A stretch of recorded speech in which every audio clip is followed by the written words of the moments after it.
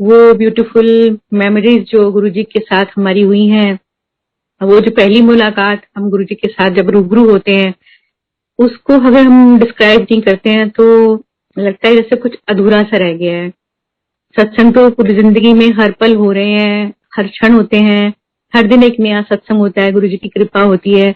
लेकिन जो पहली मुलाकात गुरुजी के साथ होती है वो शायद कोई भी संगत जो है वो नहीं भुला सकती है। ऐसा ही कुछ हमारे साथ भी हुआ कि हम गुड़गांव शिफ्ट हुए थे, तो मेरी मुलाकात नूतन आंटी से हुई और वो हमेशा अपने गुरुजी के सत्संग सुनाती थी।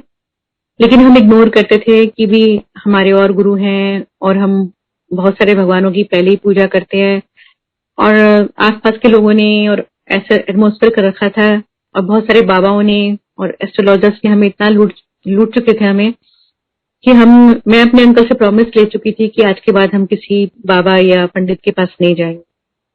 लेकिन नूतन आंटी ने सत्संग सुना सुना के मेरे मन में एक ऐसा पैदा हो चुकी थी प्रेरणा कि मैं शायद एक बार गुरुजी को देखाऊं, गुरुजी से मिल लूं।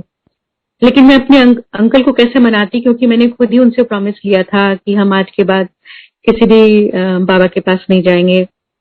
और गुरुजी की इमेज हमारे आंखों में वही थी जैसे और बाबा होते हैं।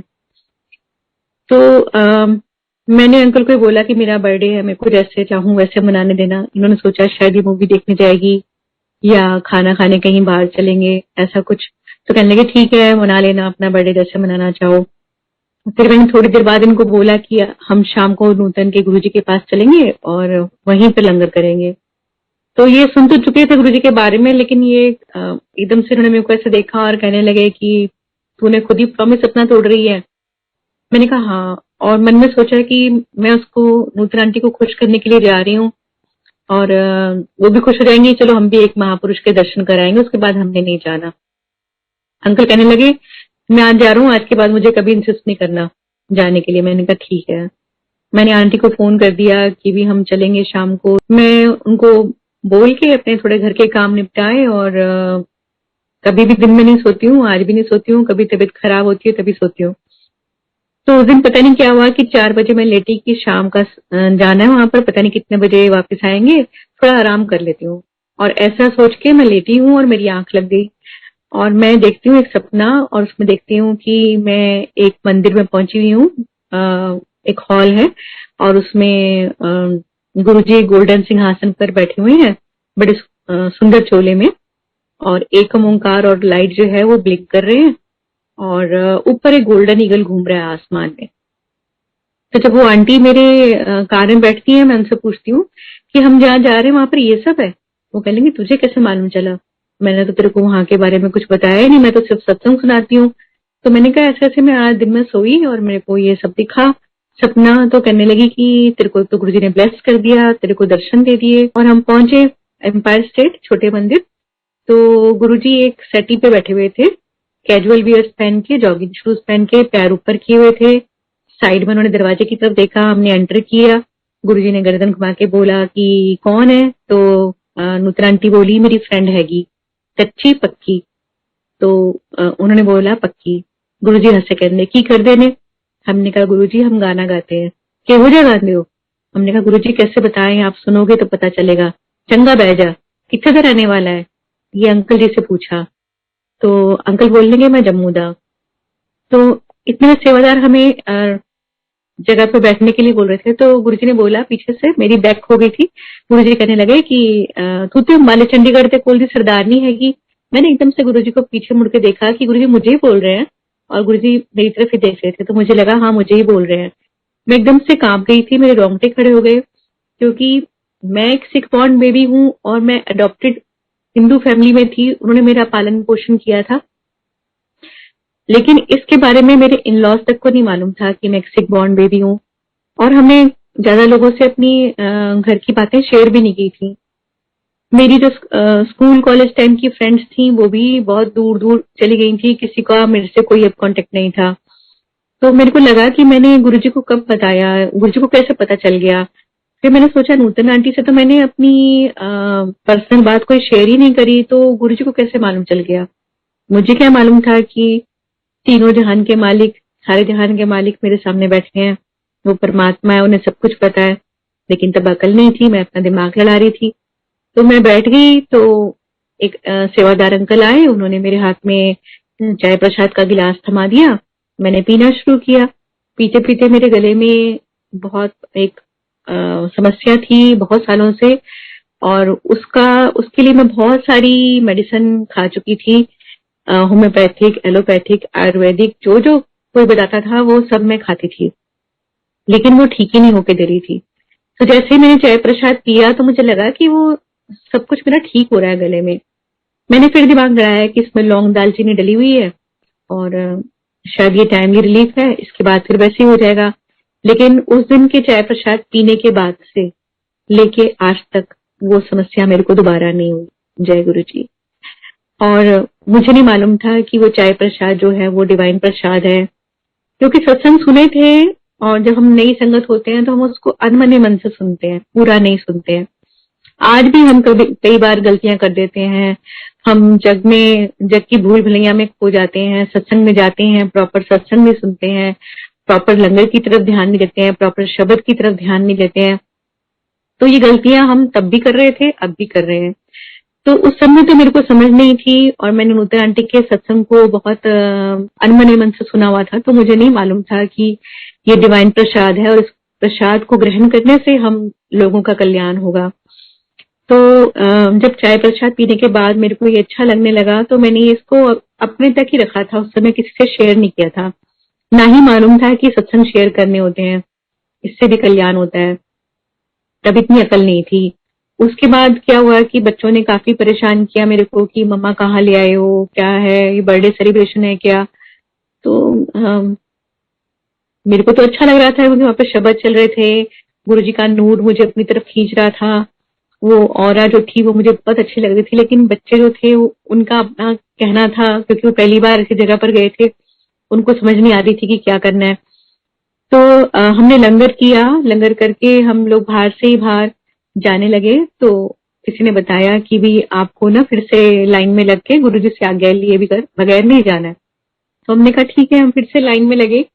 मैंने मत्था टेका, गुरुजी कहने लगे ऐश करो आंटी।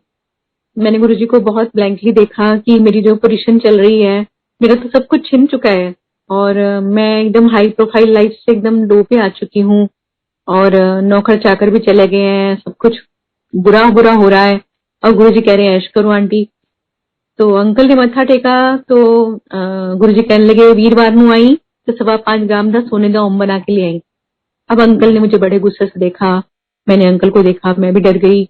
हमारी पूरे रास्ते लड़ाई होती चली गई। अंकल कहने लगे तूने मेरे को फिर से फंसा दिया, ये वो। अब यही था कि जहां भी किसी भी बाबा के पास जाते थे तो वहां यही होता था कि भी ये ले आओ, वो ले आओ, ऐसा कर दो तुम्हारा नाम हो जाएगा, ऐसा कर दो, ये कर दो। तो हमें लगा कि हम फिर दोबारा से मतलब ऐसे ही किसी उसमें फंस गए हैं।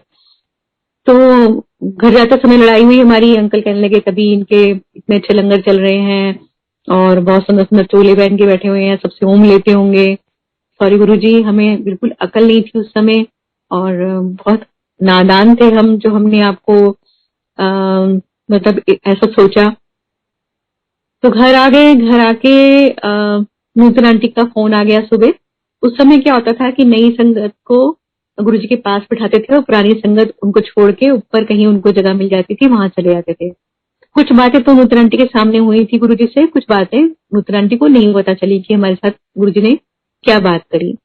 तो मैंने सारा बताया कि बाद में ऐसे ऐसे हुआ, अब तो मैं नहीं जाऊंगी। वो कहने की तू तो बहुत लकी है, मेरे 14 साल से रिश्तेदार आ रहे हैं, कोई होशियारपुर से, कोई कहीं से, गुरुजी उनको बात भी नहीं करते हैं, ऐसे ऐसे इशारा करते हैं और निकाल देते हैं बाहर। और तेरे को तो पहले दिन गुरुजी ने इतना ब्लेस कर दिया। अब यकीन मानिए संगत जी कि मुझे तो कुछ अकल नहीं थी और मैं अंकल से भी डरी हुई थी। तो मैंने नूतन आंटी को बोला नहीं नहीं मैं तो नहीं जा पाऊंगी, अब मेरे बस की नहीं है, मेरे घर में पहले ही कलेश हो गया है। वो कहने लगी नहीं नहीं, आपको जो गुरुजी ने बोला वो करना है।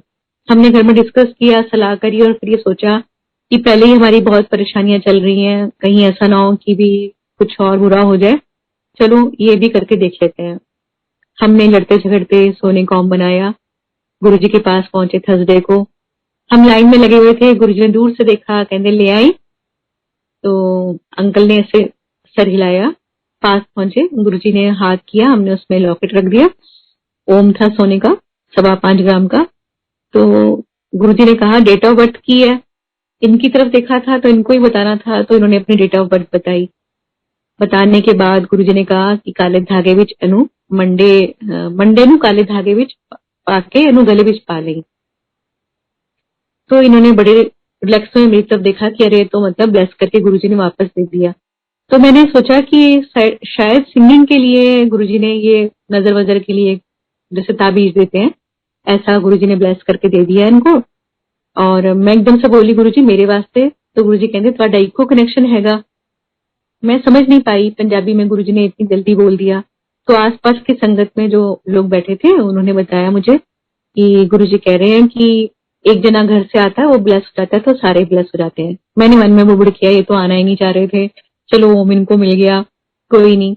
और मैं बैठ गई, शब्द चलने लगे, बहुत आनंद आया और मन को एक संतोष हुआ कि गुरुजी वैसे बाबा नहीं है जो जैसे और लोग होते हैं। तो गुरुजी ने ब्लेस करके हमें वापस दे दिया और हम इतना बुरा बुरा सोच रहे थे।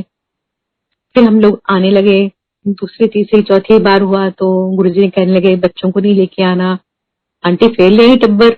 मैंने कहा गुरुजी टब्बर? तो फिर जोशी अंकल खड़े थे, उन्होंने कहा आंटी बच्चों को घर छोड़ के आना, आप दोनों को आना है। मेरे मन में चिंता लगी रहती थी बच्चों की, क्योंकि मैं प्रोग्राम्स में जाती थी तो वहां भी बच्चे नेग्लेक्ट होते थे, उनको घर छोड़ के आती थी। तब छोटा वाला बहुत छोटा था, 5 साल का, और बड़े वाले 10th 12th में उनके बोर्ड के पेपर चल रहे थे। तो माँ होने के नाते मेरे मन में उनके प्रति हमेशा चिंता ही रहती थी कि उन्होंने खाना खाया होगा कि नहीं खाया होगा, वो पढ़ाई कर रहे होंगे कि नहीं कर रहे होंगे, उनकी लड़ाई हो रही होगी, पता नहीं क्या हो रहा होगा घर में।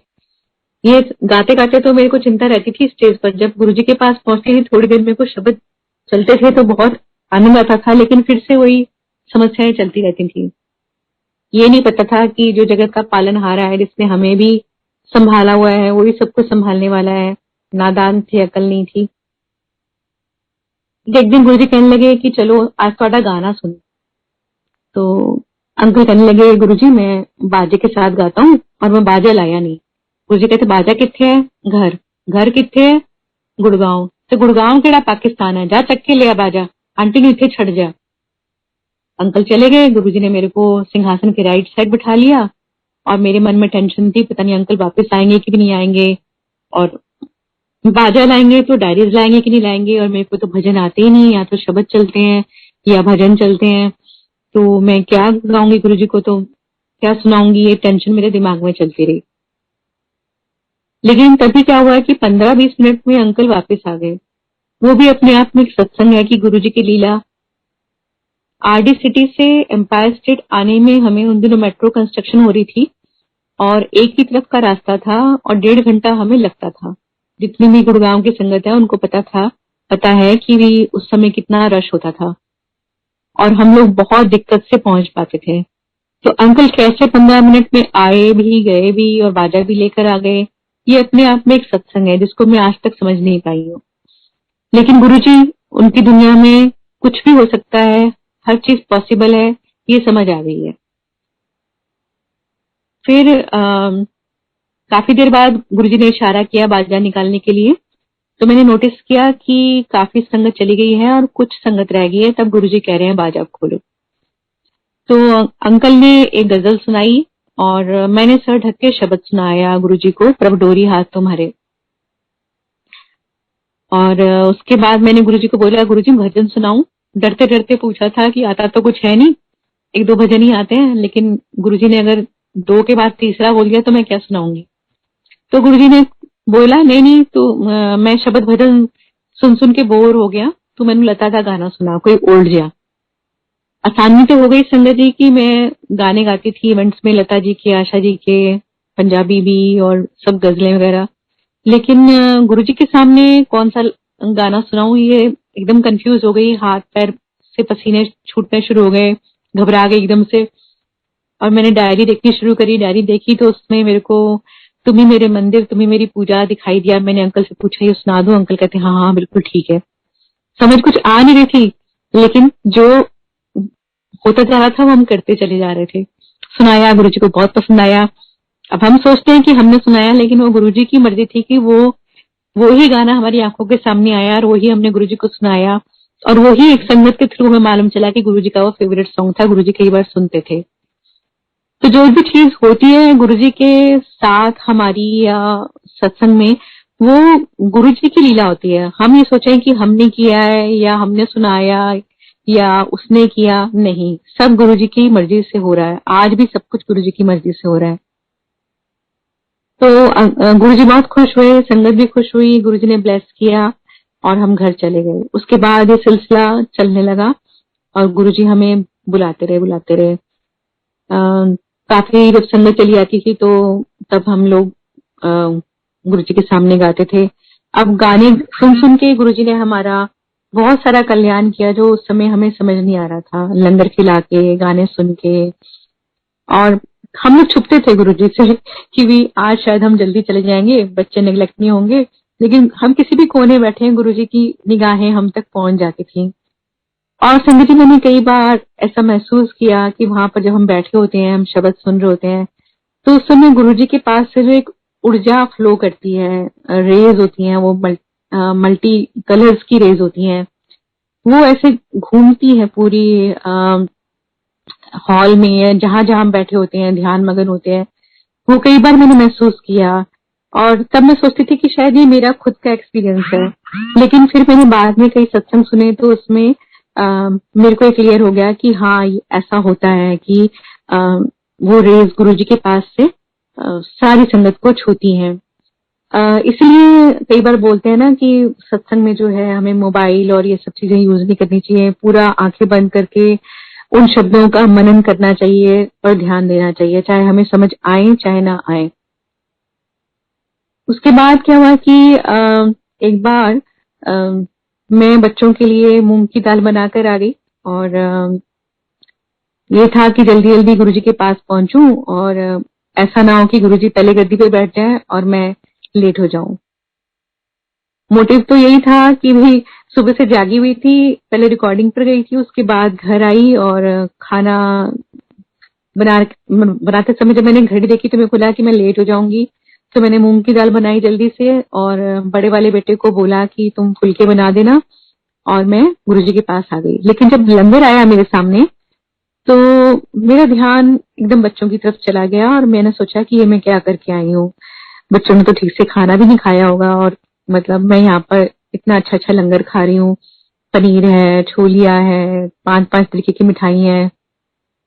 और ये चीज मैंने किसी को, ये बात किसी से कुछ कही नहीं कि मतलब मैं मन में सोच रही हूँ, ना अंकल को पता ना किसी को पता।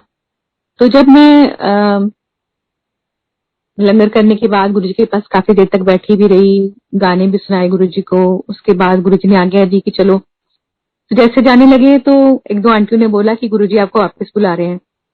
मैं वहीं बैठी हुई थी, सारी चीजें मेरी निगाहों के सामने थी कि टेबल है, गुरुजी का लैंप है उधर साइड में, एक एक चीज मेरी निगाहों में थी कि कहाँ क्या पड़ा हुआ था। लेकिन वो मिठाई का डिब्बा गुरुजी ने ऐसे हाथ किया और उस पर आ गया और गुरुजी ने बोला ये ले जा बच्चा वास्ते। और मुझ पागल को कुछ समझ में नहीं आया कि ये मिठाई का डिब्बा कहाँ से आया। मैं इतनी थकी हुई थी और गुरुजी की लीला थी कि शायद मेरे को ब्लैंक रखना है। मैंने वो मिठाई का डिब्बा लिया और आके कार में बैठ गई और सोचा कि मतलब जाके घर में सो जाऊं जल्दी से। इतनी जोर से मैं नींद भी आ रही थी मेरे को। और मैंने धीरे धीरे महसूस किया जैसे जैसे गाड़ी चलती जा रही थी घर की तरफ, और वो मिठाई का डिब्बा था वो हैवी हैवी होता जा रहा था। तो मुझे लगा कि मैं थक गई हूँ, लेकिन जब 1 किलो से 5 किलो, 5 किलो से 10 किलो ऐसे उसका वेट बढ़ने लगा तो मुझसे रहा नहीं गया। मैंने अंकल को बोला कि ये मिठाई का डिब्बा तो 1 केजी का है, लेकिन ऐसा क्यों लग रहा है कि ये बहुत भारी हो रहा है। मैं सोच रही थी कि मैं थकी हुई हूँ इसलिए मेरे को भारी लग रहा है, लेकिन अब तो ये बहुत बहुत ज्यादा वेट होता जा रहा है, ऐसा लग रहा है 30 किलो हो गया है। तो अंकल कहने लगे गुरुजी को पता चल गया होगा हमें नोटों की जरूरत है, इसलिए इसमें नोट बन रहे होगे, तो सत्संग में सुनती। मैंने कहा तुम्हें मिठाई के डिब्बे में भी नोटों के सपने आ रहे हैं, और हमारी लड़ाई शुरू हो गई। हमेशा की तरह जैसे होती थी कि बहस बहस में लड़ाई हो गई। और फिर घर पहुंचे तो बच्चे ने दरवाजा खोला, बच्चे कहने लगे मम्मा आपके अंदर से गुरुजी की खुशबू आ रही है। मैंने सोचा कि वो जो मिठाई का डिब्बा मैंने गुरुजी के हाथ से लिया है, तो गुरुजी ने उसको टच किया और गुरुजी के हाथों से तो इतनी फ्रेग्रेंस आती है कि अगर हम उनके चरण छू लें या हाथ छू लें तो वो काफी काफी दिन तक फ्रेग्रेंस आती रहती थी। तो मुझे लगा ये मिठाई का डिब्बा गुरुजी के हाथ से आया और मेरे गोदी में पड़ा रहा है, तो इसलिए वो फ्रेग्रेंस मेरे अंदर से आ रही है।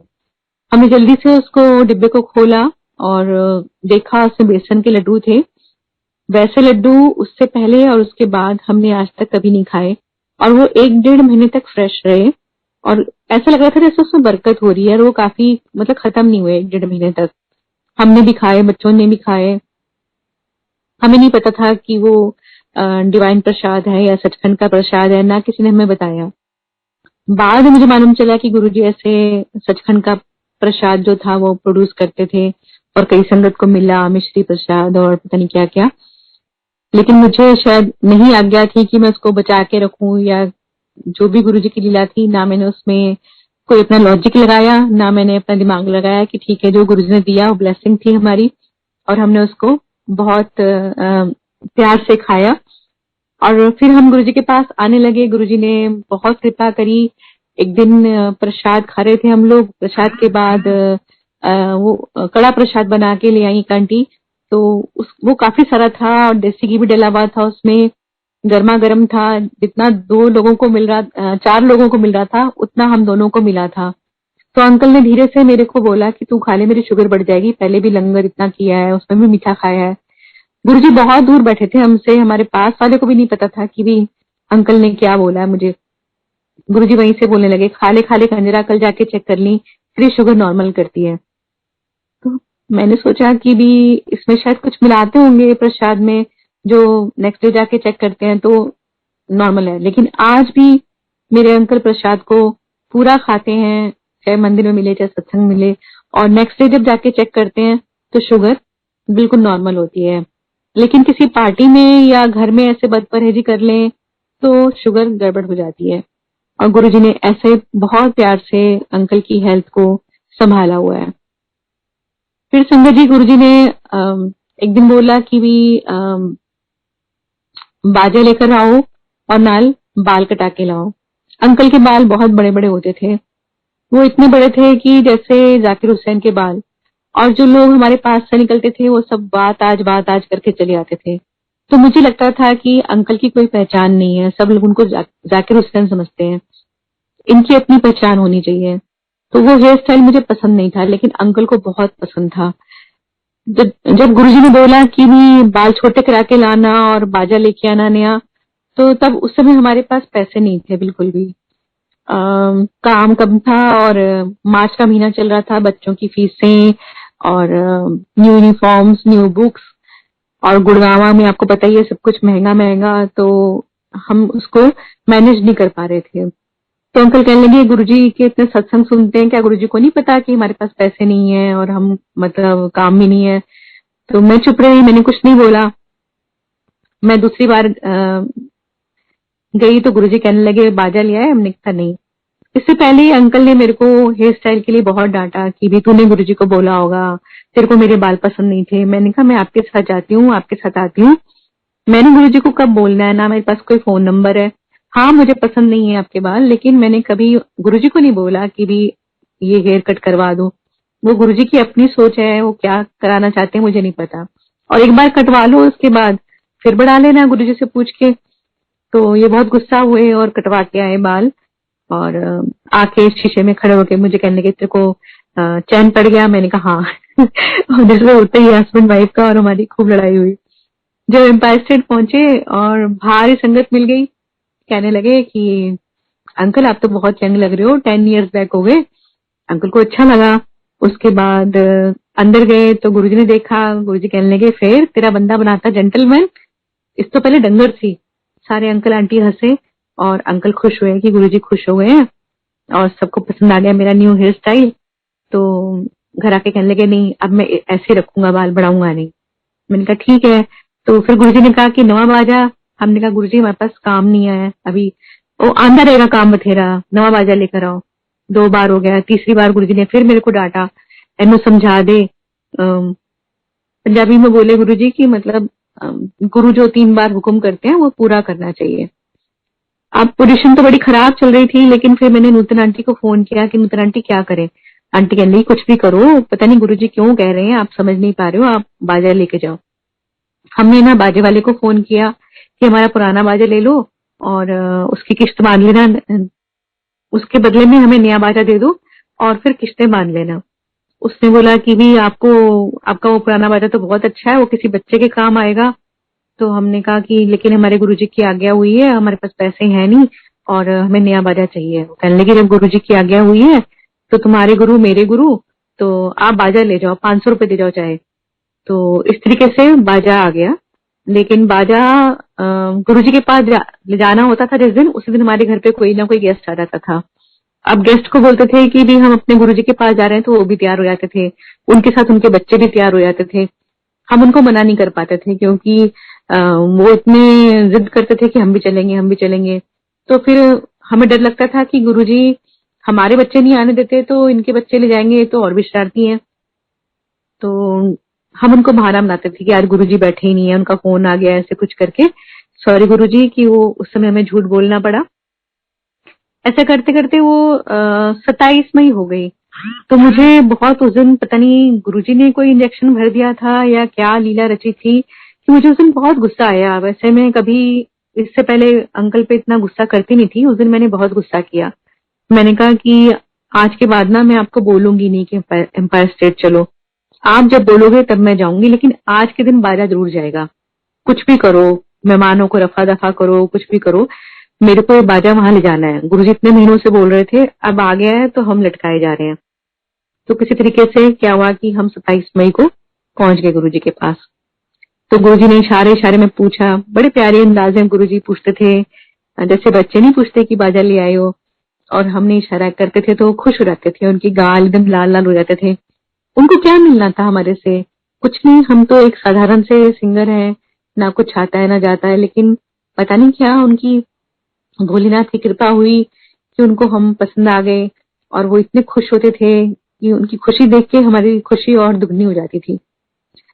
तो उन्होंने इशारा किया और हाथ के इशारे से समझा दिया कि बाद में निकालना है।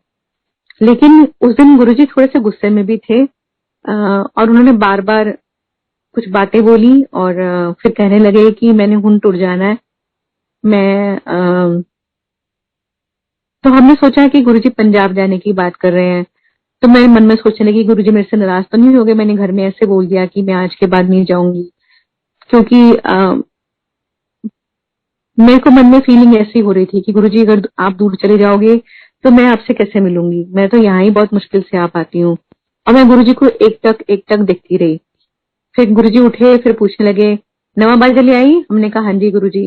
तानू तो ब्लेस करके जाना है, तानू दोना दू, तानू का दी टेंशन हैगी, जाओ लेके आ बाजा। अंकल गए, बाजा ले आए। गुरुजी यूं गए यूं आए, एकदम से अपने रूम से चोला चेंज करके कैजुअल वियर्स पहन के आके नीचे बैठे। और फिर उन्होंने, अंकल ने एक पंजाबी गाना सुनाया। मैं भी उस दिन पंजाबी गाना तैयार करके लेके गई थी, लेकिन गुरुजी ने मेरे को कहा, साथ वाले अंकल को किसी को बोला कि उनको बोलो ये गाना। तो वो अंकल मेरे से कहने लगे कि गुरुजी कह रहे हैं कि आप वो गाना सुनाओ जो आपने बैसाखी पर बड़े मंदिर में सुनाया था। संगत जी बीच में थोड़े सत्संग मिस हो गए हैं, लेकिन जो जो मुझे याद आ रहा है मैं वो सुनाती जा रही हूँ। तो मैंने सोचा कि मैंने बैसाखी पर कौन सा गाना सुनाया था। तो मुझे याद आया कि मैंने लग जा गले लता जी का सुनाया था, तो मैंने गुरुजी को वो सुनाया। जब वो मैं गा रही थी तो मेरी गुरुजी के साथ 2 बार आंखें मिली। मैं गुरुजी की तरफ देख नहीं पाती थी गाते समय, क्योंकि बड़ी शर्म सी भी आती थी और थोड़ा बहुत ऐसा लगता था कि गुरुजी का पता नहीं क्या रिएक्शन होगा। तो उस दिन मेरी 2 बार आंख मिली गुरुजी से, तो मेरे एकदम रोंगटे से खड़े हो गए कि जो आ, मतलब मैं गाना गा रही हूँ ये यथार्थ में होने जा रहा है कि गुरुजी पंजाब चले जाएंगे और गुरुजी मेरे से नाराज हो गए हैं और शायद अब गुरुजी, मतलब मैं गुरुजी से मिल नहीं पाऊंगी। तो ये समझ नहीं आ रही थी कि क्या लीला हो रही है। इतने में गुरुजी ने, फिर जैसे मैंने गाना खत्म किया, गुरुजी कहते अच्छा चलो। तो हमने कहा गुरुजी बाजा। गुरुजी कहते ये ब्राउन कलर में बनवाया है, व्हाइट नहीं था। हमने कहा नहीं गुरुजी इतनी जल्दी व्हाइट नहीं बनता है, कलकत्ता से बनकर आते हैं। गुरुजी कहते चंगा बाद विच व्हाइट करा लें। हमने कहा अच्छा। तो हमने कहा गुरुजी बाजा ब्लेस। हाँ हाँ हो गया कल्याण। तो हम सोचे थे गुरुजी इस पर मंत्र करेंगे, कुछ जल वल छिड़केंगे। तो हमें क्या पता था कि गुरुजी की निगाह मात्र से, उनके कहने मात्र से हम ब्लेस हैं। ये तो एक लीला गुरुजी ने रचनी थी जो रची है। हम आगे घर अंकल उस दिन रियलाइज करने लगे कि ये जगह तो बहुत अच्छी है, चलो कोई बात नहीं, हमें देर से मिली है और देर से समझ आई है। अब मैं जो गुरुजी ने उस दिन बोला था कि यहाँ पर सबको सब कुछ मिलेगा, लेकिन उसके अपने कर्मों के हिसाब से। किसी को 1 साल लग सकता है, किसी को 2 साल, किसी को बहुत साल, और किसी का 2 दिन में भी काम हो सकता है। तो अंकल को रियलाइज हुआ कि शायद मुझे ही कुछ सुधरने की जरूरत है। गुरुजी तो बहुत अच्छे हैं। और एक रास्ते में बोलते बोलते तो मैं मन ही मन गुरुजी का थैंक यू कर रही थी कि गुरुजी चलो इनको मतलब अपने अपने चरण से लगा लिया है। और मेरी हमेशा ये अरदास रहती थी गुरुजी से कि गुरुजी मेरे को आपके पास आने में बहुत अच्छा लगता है, लेकिन अगर यही नहीं आए तो मैं क्या करूंगी, इसलिए इनको जोड़ो और ये खुद आए। क्योंकि इनका बार बार ये नेगेटिव हो जाते थे। इनको लगता था कि भी कुछ हो तो रहा नहीं है, कुछ हो तो रहा नहीं है, क्या होगा, मेरे पास काम कम है। एक बार क्या हुआ था बीच में कि नवंबर से लेके फरवरी तक, पता नहीं दिसंबर से फरवरी तक, अंकल ने सोचा कि मेरे को 2 लाख का बिजनेस होगा, इवेंट्स आएंगे तो मैं गुरुजी के पास जाऊंगा। तो इन्होंने जाना बंद कर दिया। तो मेरे को बड़ा बुरा लगता था। मैं एकदम से उदास हो जाती थी। मैं गुरुजी को मन ही मन अरदास करती थी कि गुरुजी कुछ करो कि मैं आ पाऊं। तो वही हुआ कि 2 लाख का बिजनेस आ गया, इनका टारगेट पूरा हुआ। तो इन्होंने कहा चलो चलते हैं गुरुजी के मंदिर। तो हम आ गए। गुरुजी कहने लगे कितने कितने गायब हो गया सी। तो इन्होंने बोला कि गुरुजी मेरे पास काम आ गया था, तो मेरे इवेंट्स थे, और फिर ना आपके ये है कि सैटरडे संडे को ही आना है, तो मेरा बड़ा मुश्किल हो जाता है एक दिन फिक्स करना। तो गुरुजी कहते जेड़े मर्जी दिन आ, पर आया कर, अंदर है। तो ये खुश हो गए कि भी मेरे आने या ना आने से गुरुजी को क्या फर्क पड़ता है, लेकिन गुरुजी फिर भी प्यार से बुला रहे हैं, इतना इंसिस्ट कर रहे हैं, तो इनको थोड़ा अच्छा लगा। तो बाहर जब निकले तो संगत में से एक अंकल ने बोला, अंकल आप कितने लकी हो कि आपको गुरुजी कह रहे हैं जेड़े मर्जी दिन आ। यहाँ तो मतलब किसी को 6-6 महीने नहीं आने देते गुरुजी, किसी को 15 दिन के बाद बारी आती है, किसी को 1 महीने बाद बारी आती है। आप कितने लकी हो। तो इनको और अच्छा लगा कि गुरुजी कितना प्यार करते हैं। तो ये धीरे धीरे गुरुजी ने जैसे इनको जोड़ना था वैसे जोड़ा। और संगत जी आज के दिन भी गुरुजी ऐसे ही हम लोगों पर कृपा कर रहे हैं, मेरे बच्चों पर, अंकल पर, पूरे रिश्तेदारों पर बहुत गुरुजी की कृपा है। जो जो जुड़ता है मोहल्ले पड़ोस में भी सब जगह गुरुजी की बहुत कृपा हो रही है। गुरुजी ने जैसे जैसे बोला था कि ये संगत ही तेरा परिवार है, वही वही सब कुछ चीजें सामने आ रही हैं। एक बार अंकल बैठे हुए थे और मैं भी बैठी हुई थी। तो गुरुजी ने बोला कि क्यों मुंह लमका के बैठे हो।